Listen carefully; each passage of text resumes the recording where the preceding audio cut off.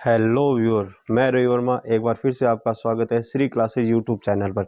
आज की वीडियो में हम देखेंगे नाउन क्लोज। पीछे की वीडियो में हमने पढ़ा था नाउन क्लोज के बारे में।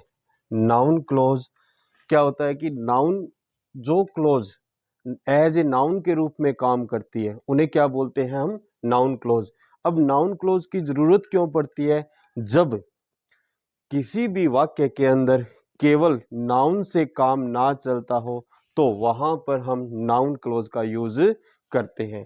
अब देखते हैं, पहले थोड़ी इसकी डेफिनेशन देखते हैं। Noun clause, a noun clause plays the role of a noun in a sentence. यानी किसी भी वाक्य के अंदर जब कोई क्लोज नाउन का काम करती है तो उसे क्या बोलते हैं?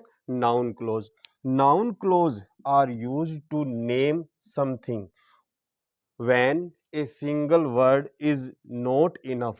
जब किसी भी वाक्य में एक सिंगल वर्ड से या एक सिंगल शब्द से काम ना चलता हो तो वहां पर हम नाउन क्लोज का यूज करते हैं। कोई भी वाक्य हो, और जो ये नाउन क्लोज है ये किसका प्रकार है? ये जो नाउन क्लोज है वो डिपेंडेंट क्लोज का प्रकार है एक। अब नाउन क्लोज की हम पहचान कैसे करेंगे कि किसी भी वाक्य के अंदर प्रिंसिपल क्लोज कौन सी है और उस वाक्य के अंदर नाउन क्लोज कौन सी है? तो हमारे पास ये दो टिप्स है, दो ट्रिक्स है जिसके माध्यम से हम ये पता लगा सकते हैं कि किसी भी वाक्य के अंदर प्रिंसिपल क्लोज कौन सी है और नाउन क्लोज कौन सी होती है। तो पहली टिप देखते हैं अपने, लुक फॉर द वर्ड्स। इन शब्दों को देखो, जो यहाँ पे शब्द लिखे गए हैं उनको पहले पढ़ते देखो। हाउ, इफ, दैट, और जैसे डब्ल्यूएच वर्ड हो गए, who, ever, whomever, what, whatever, where, wherever, which, whichever, why and whether। ये सारे जो सारे शब्द है उन शब्दों की के माध्यम से हम ये पहचान लेंगे कि किसी भी वाक्य के अंदर जो नाउन क्लोज है वो कौन सी है। यानी जो भी क्लोज इन शब्दों से शुरू होगी, यानी इन शब्दों के बाद जो भी क्लोज शुरू होगी उसको क्या बोलेंगे हम? Noun close. और दूसरी जो अपनी टिप है वो क्या है कि क्वेश्चन के अंदर या सेंटेंस के अंदर हम वट लगाकर क्वेश्चन करेंगे। जो भी मेन क्लोज होगी उससे वट लगाकर क्वेश्चन करेंगे कंफर्म करने के लिए नाउन क्लोज है या नहीं है। वट लगाकर जब हम क्वेश्चन करेंगे तो आंसर के अंदर जो वाक्य हमें प्राप्त होगा वो क्या हो जाएगा? नाउन क्लोज होगी। पहले सेंटेंस देखते हैं। He did not realise that he was lost. अब इस वाक्य को हम ध्यान से पढ़ते हैं तो इसमें हमें दिखाई देता है कि वाक्य के बीच में कहीं दैट आया है।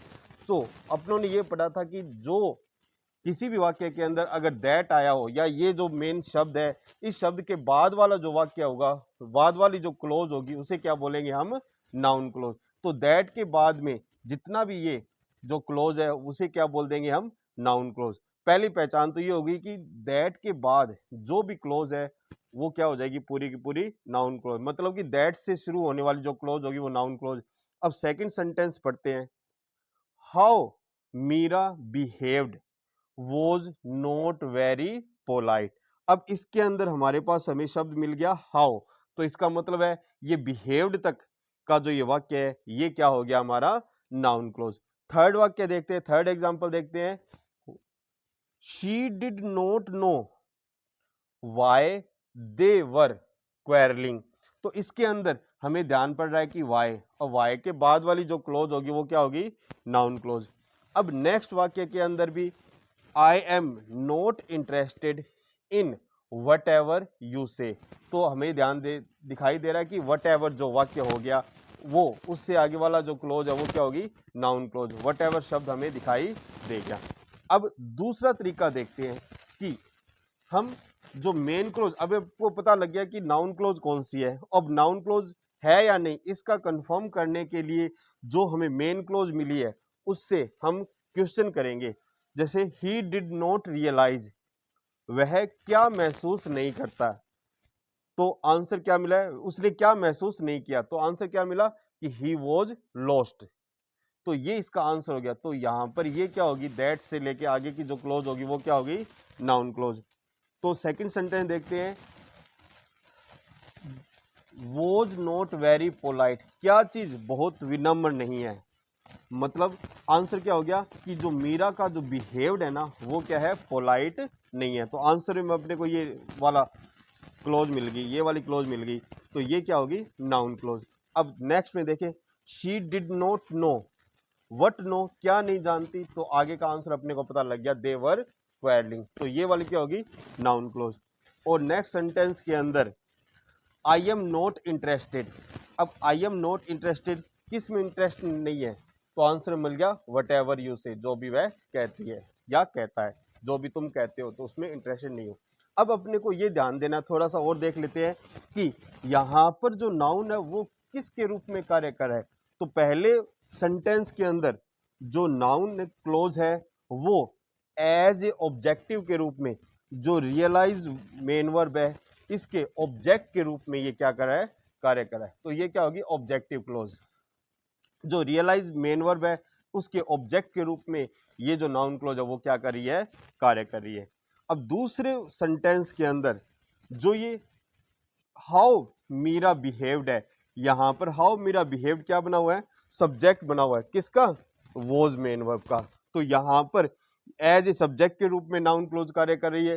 थर्ड वाक्य के अंदर वाई दे वर क्वेरलिंग, अब नो क्या है, मेन वर्ब, तो यहाँ पे नो का क्या बन रही है, ये ऑब्जेक्ट बन रही है। नाउन क्लोज यहाँ पे एज ए ऑब्जेक्ट के रूप में काम करिए। और फोर्थ सेंटेंस के अंदर यहाँ पर इन प्रेपोजिशन है, तो इन प्रेपोजिशन का ये क्या बन रही है, ऑब्जेक्ट बन रही है। तो यहाँ पे क्या होगी, प्रेपोजिशनल ऑब्जेक्ट का यहाँ पर ये नाउन क्लोज कार्य कर रही है। इस तरह से जो कार्य नाउन क्लोज के होते हैं वही कार्य, जो कार्य नाउन के होते हैं वही कार्य नाउन क्लोज के भी होते हैं। और ये नाउन क्लोज किसका पार्ट है, सबऑर्डिनेट क्लोज का पार्ट है। जो ये नाउन क्लोज है वो किसका पार्ट है, सबऑर्डिनेट क्लोज का पार्ट है। थैंक यू दोस्तों, अगर ये वीडियो अच्छी लगी हो तो चैनल को लाइक, सब्सक्राइब और शेयर करना ना भूलें। Thank you very much.